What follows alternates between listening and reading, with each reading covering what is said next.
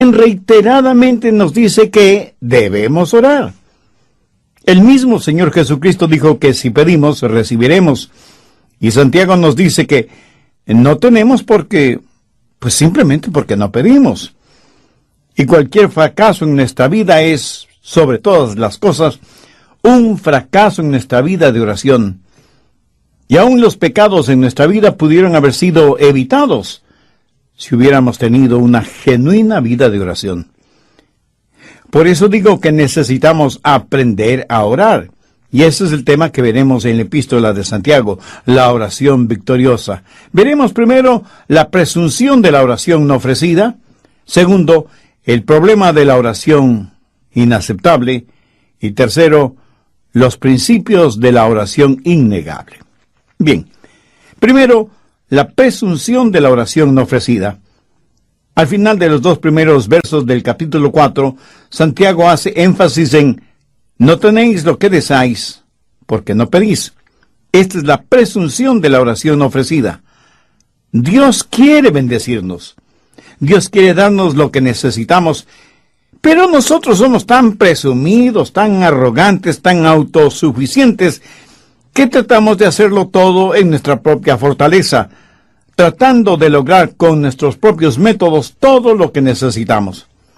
¿Sabe lo que pasa en nuestras ciudades, en nuestras iglesias, en nuestros hogares? Que ya no se practica la oración ferviente. Parece que nos hemos olvidado que no hay problemas que no se puedan resolver mediante la oración. No hay problemas demasiado grandes para solucionarlos, solo gente demasiado pequeña para resolverlos. Cuando empecemos a orar de nuevo, a buscar el rostro de Dios, a humillarnos delante de Dios, tendremos paz en nuestro corazón, porque Dios quiere bendecirnos por medio de la oración. Pero en vez de orar, ¿qué es lo que hacemos? Más armas de guerra, más drogas alucinógenas, más asesinatos de los bebés en los vientres de sus madres, más conflictos en el hogar, en la nación, en el mundo, más odio, más violencia, más de todo lo negativo, y menos, cada vez muchísimo menos, el buscar a Dios, el ser protectores de la paz.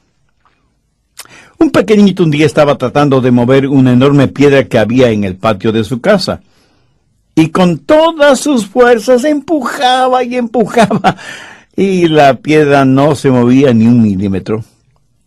El pobre niño estaba sudando. Sus pequeños músculos en sus bracitos ya estaban cansados. Su padre, que le estaba mirando, le preguntó: «Hijo, ¿estás utilizando todas tus fuerzas?» Y el niño le contestó: «Sí, papá, creo que utilicé todas mis fuerzas». Y el papá le respondió: «Querido hijo, eso no es cierto, porque no me has pedido a mí que te ayude». Espero que entienda la analogía. A veces llevamos cargas y problemas y nos esforzamos y luchamos y decimos que estamos haciendo tanto como podemos, pero no logramos aligerar la carga ni resolver ni uno solo de los problemas. Pero, ¿le hemos pedido a nuestro Padre Celestial que nos ayude?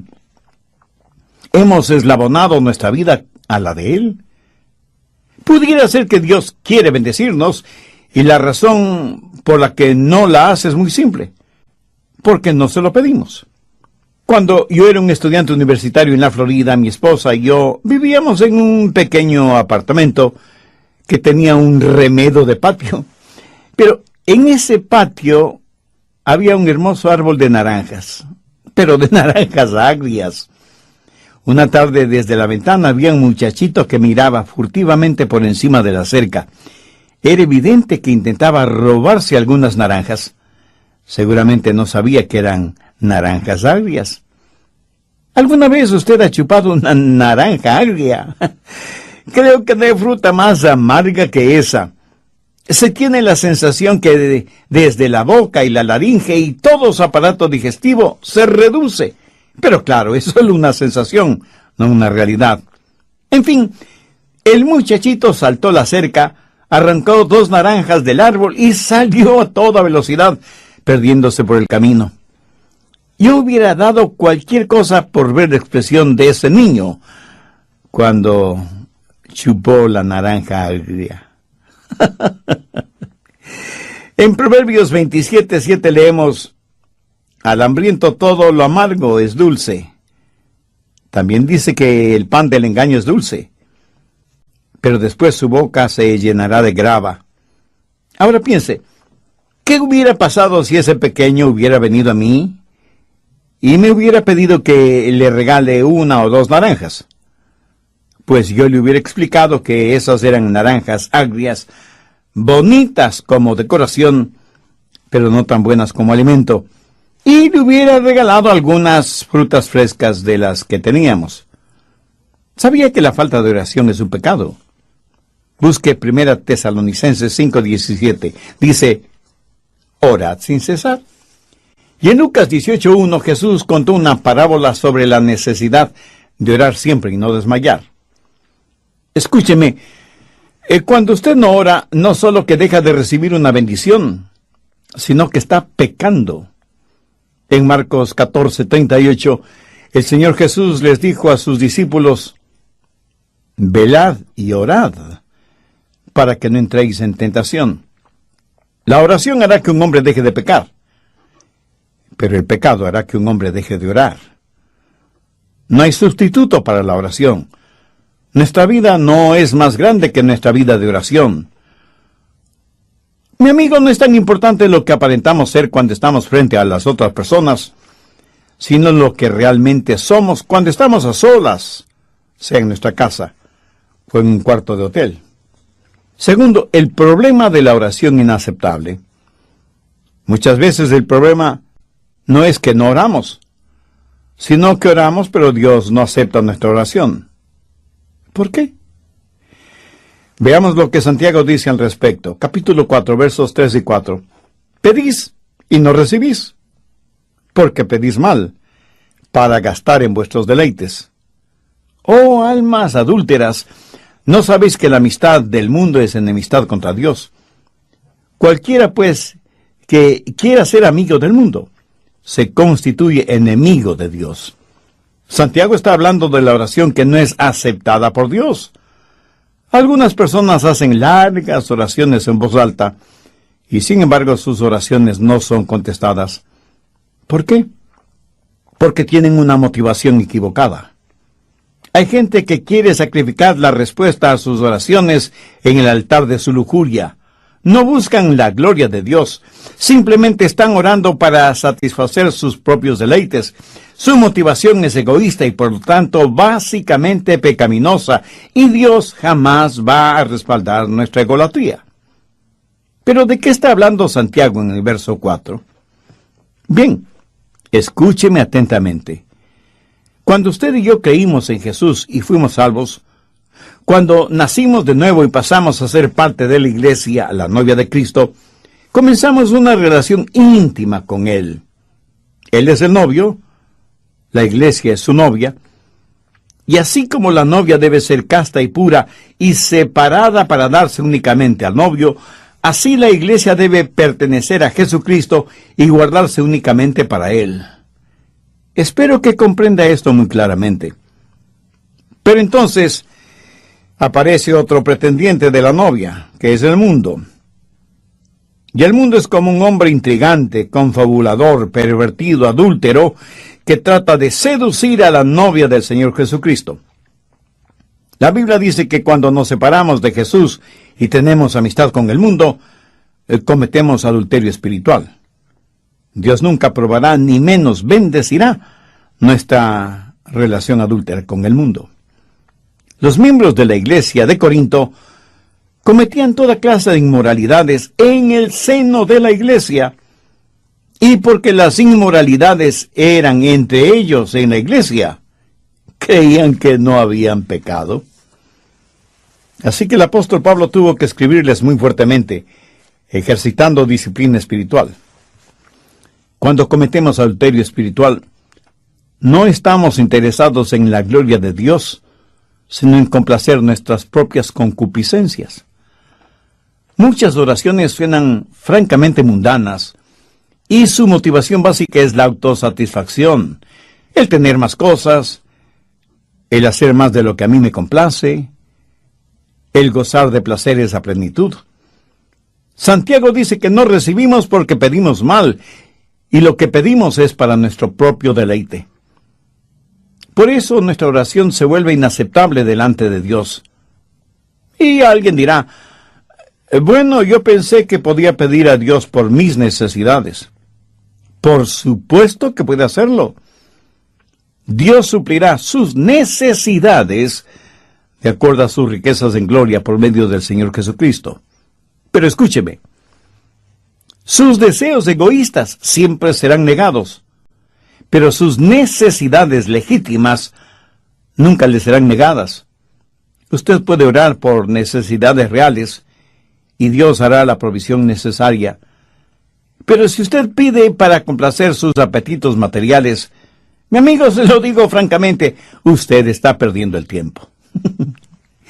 Tercero, los principios de la oración innegable. ¿Cómo podemos orar y que nuestras oraciones no sean negadas? ¿Cómo podemos orar para que Dios nos escuche? ¿Cómo podemos orar para eslabonar nuestra vida con el Dios omnipotente? Santiago nos da 5 principios básicos que son vitales para usted, para mí, para todos nosotros. Primero, sensibilidad al Espíritu. Veamos Santiago 4:5. ¿O pensáis que la Escritura dice en vano, el Espíritu que Él ha hecho morar en nosotros nos anhela celosamente? ¿Quién es el Espíritu que mora en nosotros? Pues el Espíritu Santo. Y aquello de que nos anhela celosamente, en el original griego no tiene ninguna connotación sensual o sexual. El Espíritu Santo anhela celosamente, profundamente, determinadamente morar en nosotros. El Espíritu Santo que hace morada en nosotros anhela la devoción de nuestro corazón. ¿Sabe lo que Dios demanda de nosotros antes de que oremos? Demanda nuestro corazón. ¿Y sabe lo que el Espíritu Santo nos dice mientras mora en nosotros? Entrega tu devoción total a Cristo. El Espíritu Santo nos anhela celosamente por causa de Cristo. La Biblia enseña que Dios es un Dios celoso. Algunas personas no entienden esto. Piensan que cuando se habla de celos, siempre es algo malo. Pero los celos no siempre son malos. Cuando usted o yo somos celosos de nuestras obligaciones, estamos hablando de tener la virtud de la responsabilidad y la cumplimos a cabalidad, celosamente, si se quiere. Muchas veces somos celosos cuando no debemos serlo. Por ejemplo, un músico o un pintor no tiene ninguna razón de tener celos de otros músicos o pintores, porque ni la música ni la pintura son de su exclusiva propiedad. Un atleta no debería tener celos de otro atleta, porque él no tiene patente sobre el atletismo. Un pastor no debería tener celos de otro pastor, porque la palabra de Dios no le fue entregada únicamente a él. Aunque debo reconocer que algunos pseudopastores o profetas o apóstoles actúan como si Dios tuviera contacto única y exclusivamente con ellos. ¡Qué orgullo! ¿No le parece? Y aunque en el mundo hay miles y miles de predicadores, hay un solo Dios, y ese único Dios es omnisciente, omnipresente y omnipotente. Dios es un Dios celoso. Es el Dios que no quiere un lugarcito, ni quiere ser prominente en su vida. Él demanda ser preeminente. La Biblia dice que en todas las cosas Jesús debe ser preeminente. Y el Espíritu Santo que nos ha sido dado por Dios está constantemente diciéndonos que en nuestro corazón y en nuestra vida, Jesús debe ser Señor. ¿Quiere que sus oraciones sean contestadas? Entonces tiene que ser sensible, sensitivo al Espíritu Santo que mora en usted. Esto es lo que la Biblia llama orar en el Espíritu. Verá, oramos en el Espíritu por medio del Señor Jesucristo a Dios el Padre.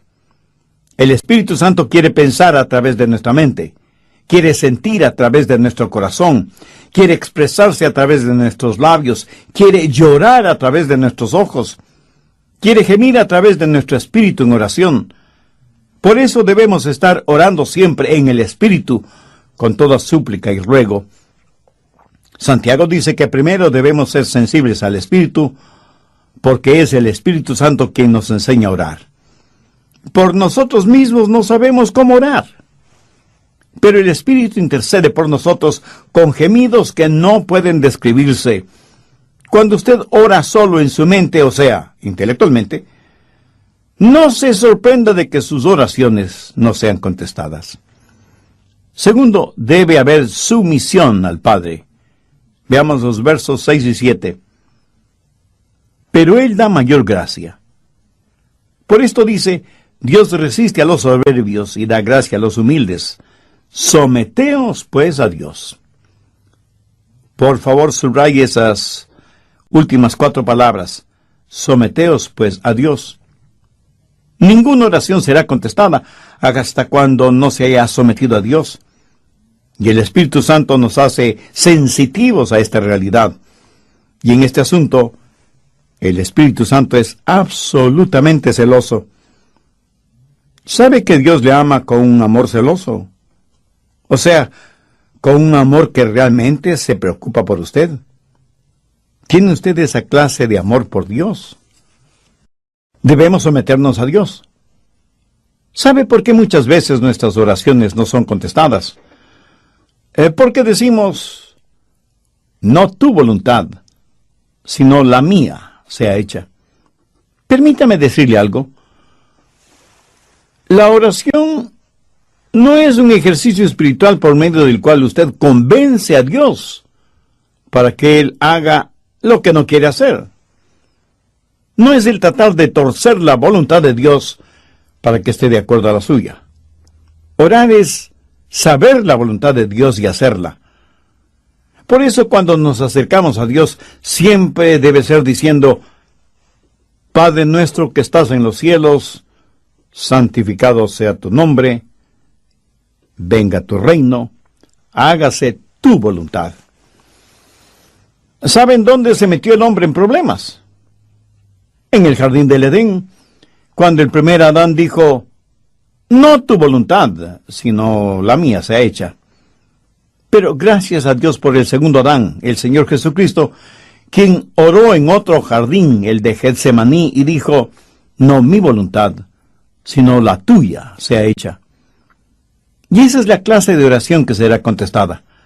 Cuando nos acercamos a Dios, sometiendo nuestra voluntad a la voluntad del Padre, nuestra oración será contestada. ¿Está usted sometido a la voluntad del Padre? Esta es la confianza que tenemos en Él, que si pedimos de acuerdo a su voluntad, Él nos escuchará y nos contestará.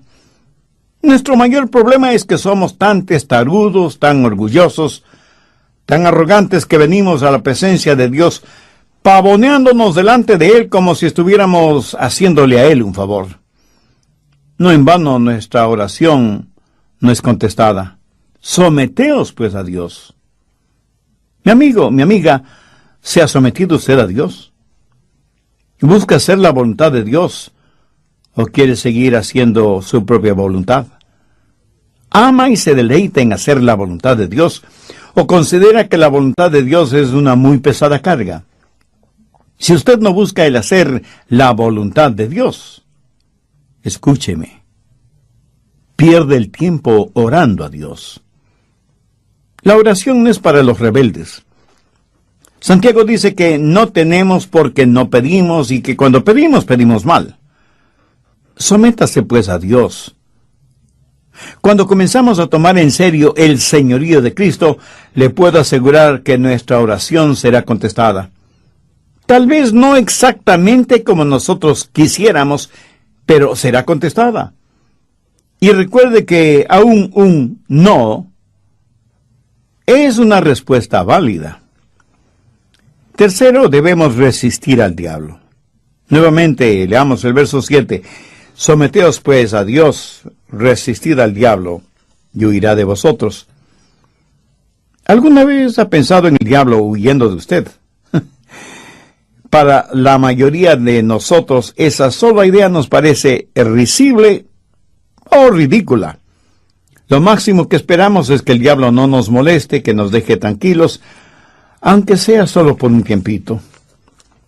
Pero escuchemos algunas palabras de Jesús. Os doy autoridad sobre todo poder del enemigo. Mayor es el que está en ustedes que el que está en el mundo.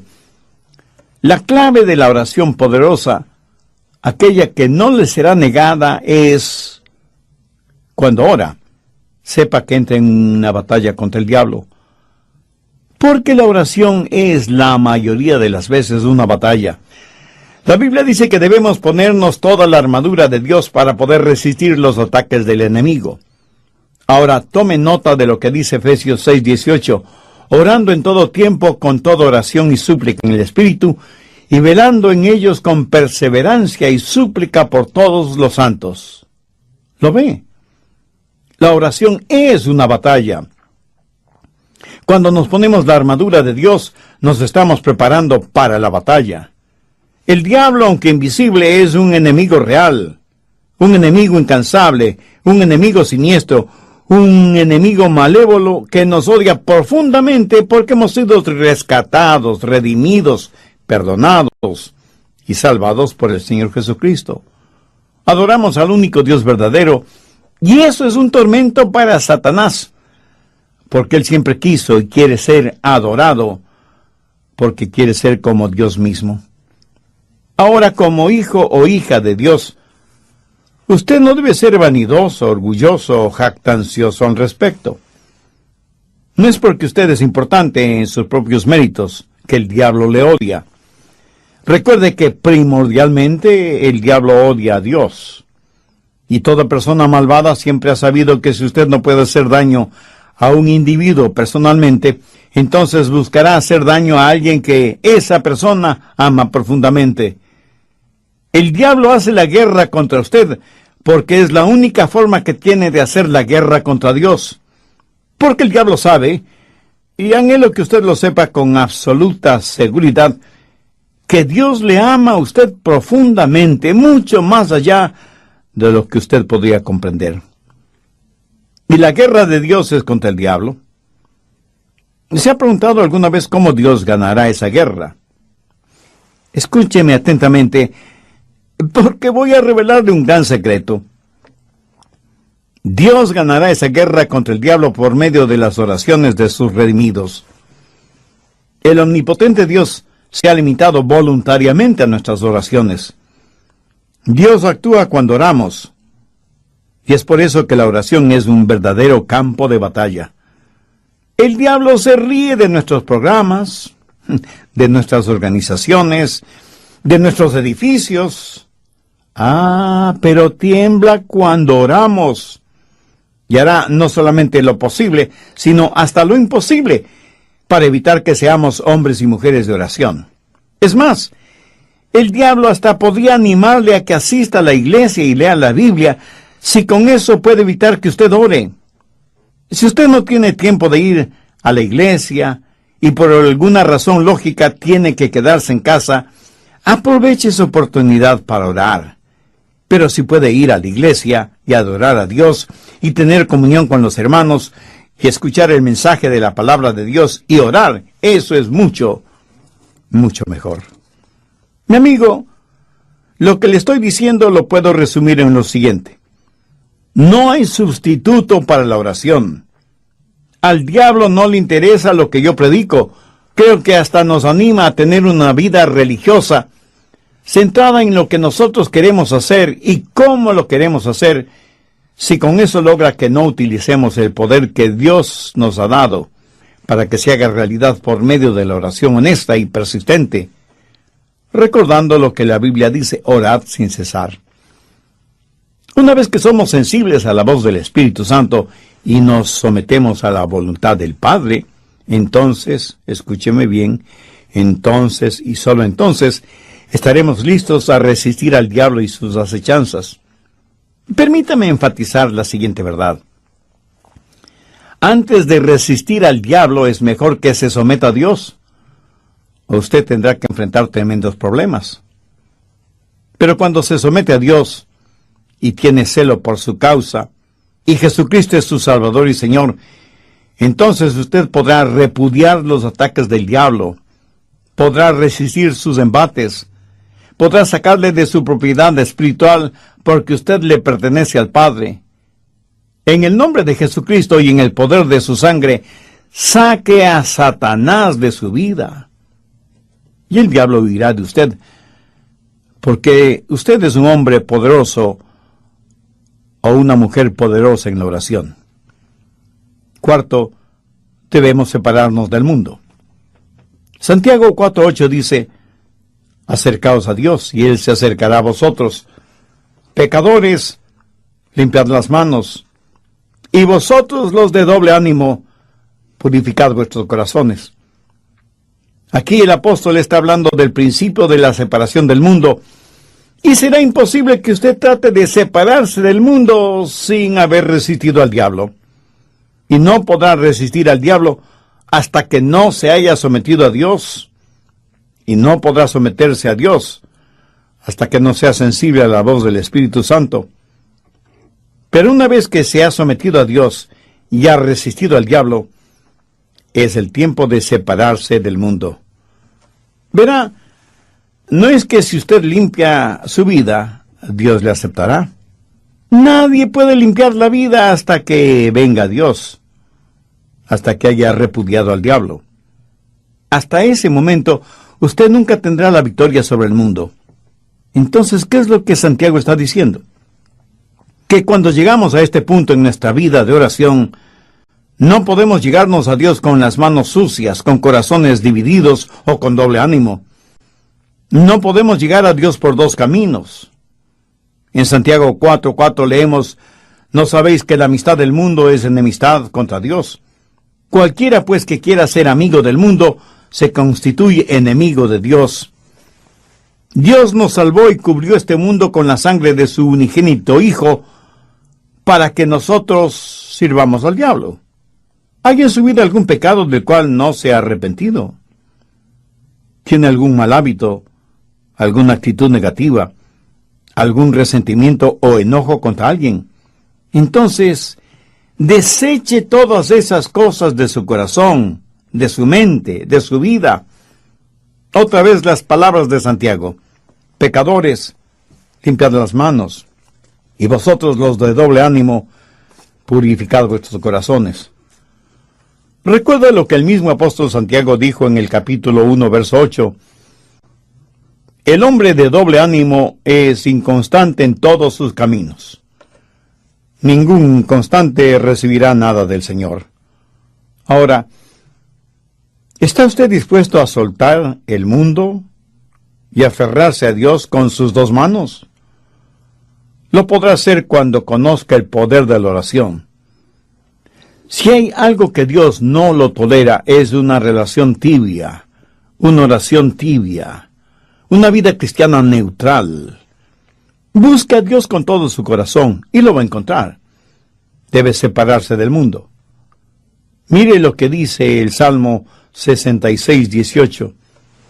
Si en mi corazón hubiese yo mirado la iniquidad, el Señor no me habría escuchado. En muchas de nuestras oraciones simplemente decimos, Señor, bendíceme de todas maneras. No voy a arrepentirme de mis pecados. No voy a dejar las cosas del mundo que me atraen. No las quiero dejar, al menos por ahora. Pero, Señor, bendíceme de todas maneras.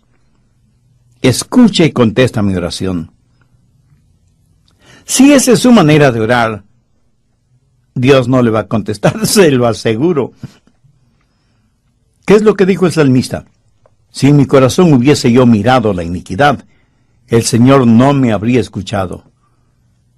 Eso no significa si es que he pecado, porque la Biblia dice que todos hemos pecado. También dice que todos tenemos iniquidad en nuestro corazón. Todos tenemos nuestros pecados favoritos, bien escondidos en nuestro corazón.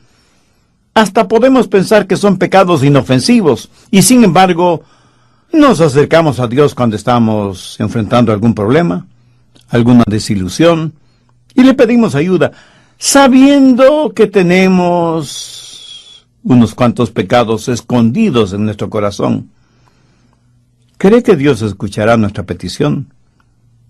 ¿Cree que Dios contestará nuestra oración cuando nos estamos acercando a Él con manos sucias, impuros y con doblez en nuestro corazón? Mi amigo, debe haber arrepentimiento, debe haber el abandonar el pecado, cualquiera que sea ese pecado.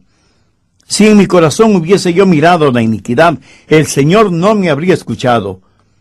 Dios no puede bendecir. Dios no puede honrar nuestras oraciones si hay pecado en nuestras vidas.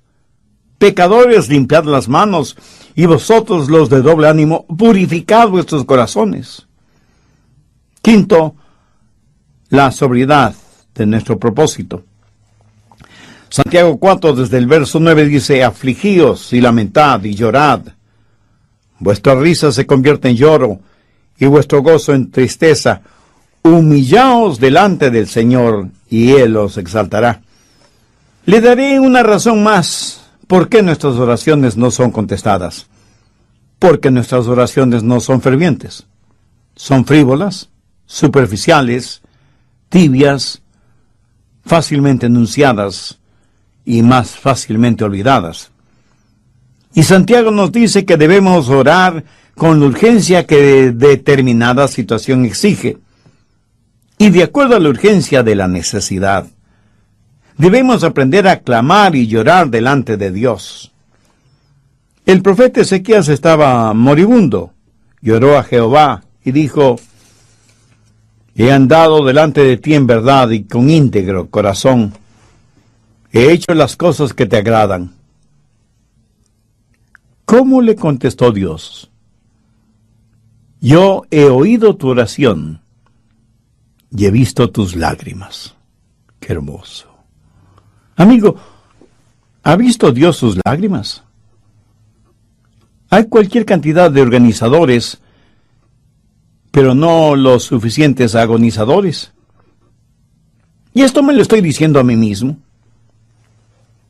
¿Cuándo fue la última vez que usted derramó lágrimas por su alma hipotecada al diablo? ¿Cuándo fue la última vez que usted oró antes de comer?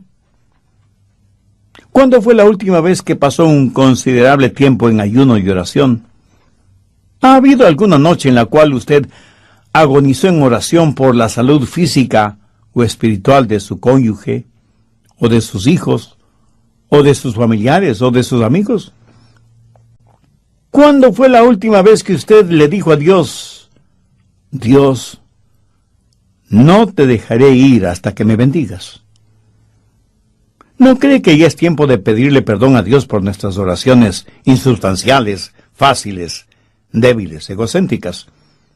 ¿No cree que ya es tiempo de quebrantarnos en oración delante de Dios? El rey David supo esto por experiencia propia, por lo cual pudo decir, los sacrificios de Dios son el espíritu quebrantado, al corazón contrito y humillado no despreciarás tú, oh Dios. Santiago es muy serio cuando habla de la oración. Por eso dice, la oración eficaz del justo puede mucho. Con profunda tristeza he notado que en la práctica del cristianismo en este siglo falta primordialmente la oración ferviente. Mucho de lo que se considera oración en muchas iglesias, independientemente de su denominación, no es nada más que una piadosa verborrea espiritual. Que Dios nos ayude como creyentes y como miembros de alguna iglesia bíblica y cristocéntrica a aprender el secreto de la oración victoriosa.